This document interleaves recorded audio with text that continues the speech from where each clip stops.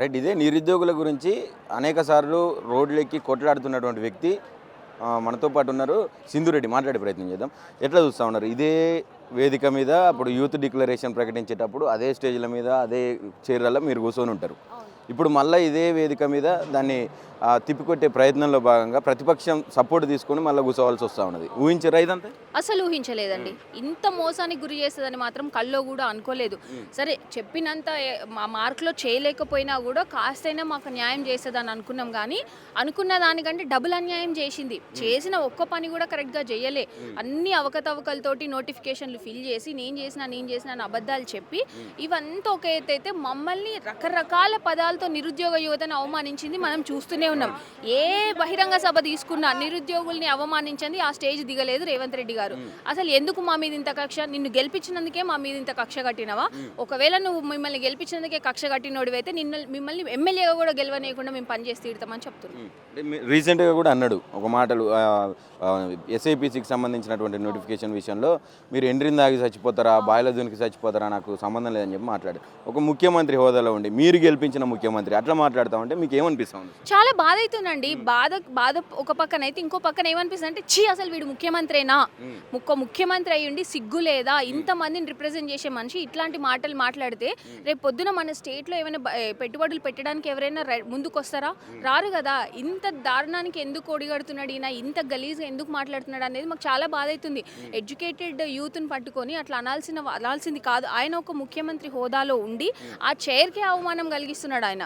ఇది మాకు చాలా బాధ అవుతుంది. చాలా మంది డిసప్పాయింట్ అయినారు, ఏంది ఇట్లా మాట్లాడుతున్నాడు, ఇంకా రావేమో నోటిఫికేషన్లని సూసైడల్ థాట్స్తో ఉన్న పిల్లలు. మరి వాళ్ళందరినీ ఆదుకోవాల్సింది ఎవరు?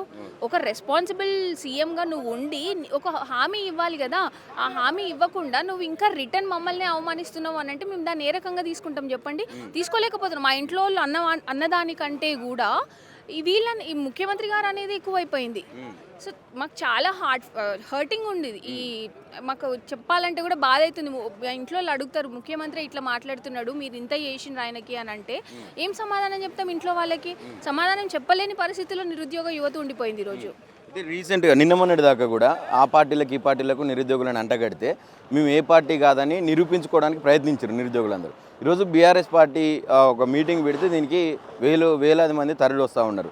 ఏం చెప్పాలనుకుంటున్నారు ఇక్కడ నుంచి రేవంత్ రెడ్డికి? ఇక్కడ నుంచి బరాబర్ ఆయన చేసిన మోసాలను ఎండగట్టాలనేదే మా ఉద్దేశం అండి. ఎందుకు అని అంటే మేము మా జనసమూహం పెద్దదే. మేము ఏ రకంగా నిరసన తెలపాలన్నా కానీ మమ్మల్ని ఎక్కడ తెలపనిచ్చిండు? శాంతియుతంగా తెలపనియాలి. పర్మిషన్ కోసం అప్లై చేస్తే ఇవ్వలేదు. అక్రమ అరెస్టులు, ఎవరైనా తుమ్మినా తగ్గిన హౌస్ అరెస్టులు. ఇంకా మరి మా బాధ బయటకు ఎట్లా రావాలి? ఖచ్చితంగా మాకు అపోజిషన్ మద్దతు ఇచ్చింది. సో వాళ్ళు ఒక వేదికను ప్రొవైడ్ చేసినారు మాకు. అక్కడ నుంచి మా బాధను చెప్పుకుందామని మేము వచ్చినాము. అందుకనే మేము మద్దతు ఇచ్చినాం. బలంగా చెప్తాం. ఎందుకంటే ఇప్పుడు చెప్పనివ్వండి, ఇప్పుడు వాళ్ళన్నంత మాత్రాన బీఆర్ఎస్ అయిపోం కదా మేము. మరి ఇదే మాట, ఆ మాట అంటే నేను అంటా, మరి అదే కాంగ్రెస్ పార్టీ రాహుల్ గాంధీ స్వైనర్ చిక్కడపల్లికి ఎందుకు వచ్చిండు? మరి ఆ రోజు మేమందరం కాంగ్రెస్ కార్యకర్తలం కాలేదా? ఆ రోజు కాంగ్రెస్ కార్యకర్తలకు కనిపించలేదా? మా చుట్టూ ప్రదక్షిణలు చేసిన రోజు ఈ పార్టీ రంగు ఎట్టుపోయింది. ఈ రోజు ఇప్పుడు డెమోక్రసీలో ప్రతిపక్షం ఇంపార్టెంట్ రోల్ ప్లే చేస్తుంది. దాని ప్రకారంగానే మేము ప్రతిపక్షంలో బీఆర్ఎస్ ఉంది కాబట్టి మేము వెళ్ళినాం. మరి నీ దగ్గరకు వచ్చినప్పుడు తప్పు కానప్పుడు ఇప్పుడు ఎందుకు తప్పు అవుతుంది? ఇప్పుడు కూడా తప్పు కాకూడదు కదా. అంటే బాల్ నీ కోర్టులో ఉంటే ఒక మాట, బయట కోర్టుకు వస్తే ఇంకో మాటనా? అట్లుంది రేవంత్ రెడ్డి పని. ఏం ఆశిస్తా ఉన్నారు అసలు ఈ సభ నుంచి కావచ్చు, ఈ సభ తర్వాత జరిగే పరిణామాలని ఏమైనా ఎక్స్పెక్ట్ చేస్తా ఉన్నారా నిరుద్యోగులు? ఖచ్చితంగా ఎక్స్పెక్ట్ చేస్తామండి. ఈ సభ నుంచి మేము రేవంత్ రెడ్డి గారి మోసాలను ఎండగడుతూ వాళ్ళకి మేము నెక్స్ట్ చేయబోయే కార్యాచరణ ప్రకటిస్తాం. దాని నుంచి నెక్స్ట్ మేము వేసే ప్రతి అడుగు రేవంత్ రెడ్డి పతనం కోసమే పనిచేస్తాం. Thank you.